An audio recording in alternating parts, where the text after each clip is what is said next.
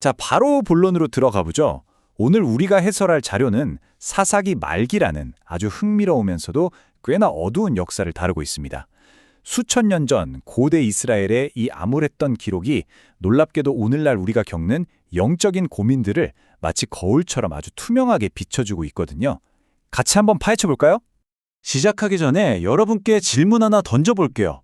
만약 어떤 공동체에서 절대적인 진리라는 게 완전히 사라져버린다면 과연 어떤 일이 벌어질까요?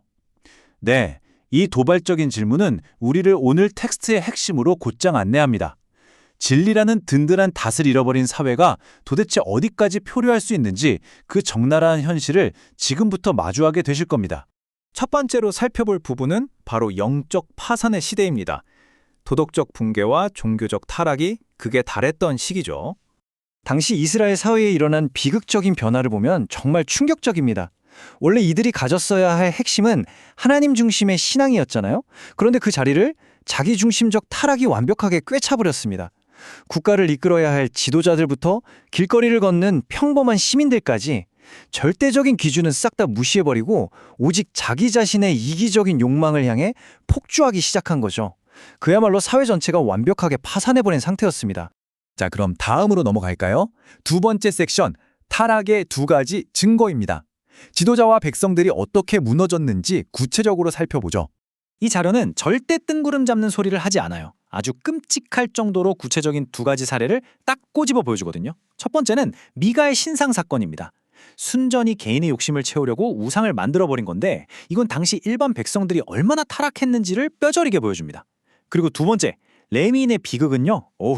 정말 입에 담기조차 힘든 끔찍한 도덕적 타락을 보여주죠.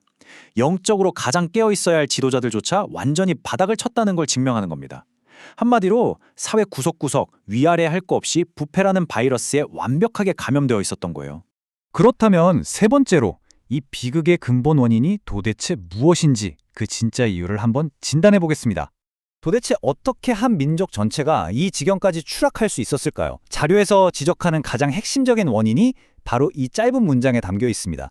각자의 소견에 옳은 대로 행동했다. 바로 이겁니다.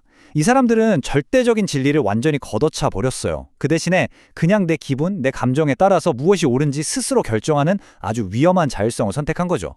그 결과가 어땠을까요? 절대적인 기준선이 무너진 자리에는 결국 통제 불가능한 욕망들만 득실거리게 된 겁니다. 자, 이제 시선을 현대로 돌려보죠. 네 번째 섹션, 현대 그리스도인을 위한 경고입니다. 이 텍스트가 단지 먼지 쌓인 옛날 이야기가 아닌 이유가 바로 여기에 있습니다. 오늘날 우리에게 날리는 아주 강력한 경고장이거든요. 자료에서는 우리가 가장 경계해야 할 치명적인 위협으로 세속화와 혼합주의를 지목합니다. 말이 조금 어려울 수 있는데 쉽게 말해서 세상의 가치관과 우리의 신앙이 은근슬쩍 섞이면서 절대적인 진리가 흐려지는 현상을 말해요. 고대 이스라엘 사람들이 이방 신앙을 교묘하게 섞어버렸던 것처럼 말이죠. 여러분, 진리가 타협되는 순간 공동체의 기반은 모래성처럼 무너지고 마는 겁니다. 다행히도 이 자료는 우리에게 겁만 주고 끝내지 않아요. 아주 명확한 해결책을 제시해줍니다. 세속화라는 이 현대의 치명적인 질병과 싸워 이기려면 어떻게 해야 할까요?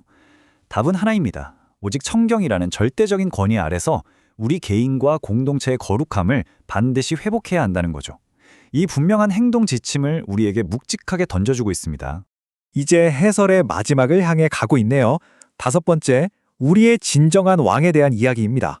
우리가 지금까지 살펴본 이 어두운 사사기의 역사는 마치 눈앞에서 번쩍거리는 새빨간 경고등과 같습니다. 하나님 없이 우리 스스로 우리의 삶을 통치하겠다는 그 이른바 인간의 자율성이라는 거요. 그 끝은 언제나 예외 없이 필연적인 파멸로 이어진다는 사실을 명백하게 보여주거든요. 내 삶의 왕좌에 나 자신이 앉으려 했던 사회가 어떻게 스스로 무너져 내리는지 이 자료가 정말 소름 돋을 정도로 똑똑히 증명해내고 있습니다. 자, 이제 이 해설을 마무리하면서 여러분께 아주 중요한 질문 하나를 남기고 싶습니다. 우리 스스로 통치하는 것의 결말이 결국 파멸뿐이라면 그렇다면 우리의 유일한 소망이자 진정한 왕은 과연 누구일까요?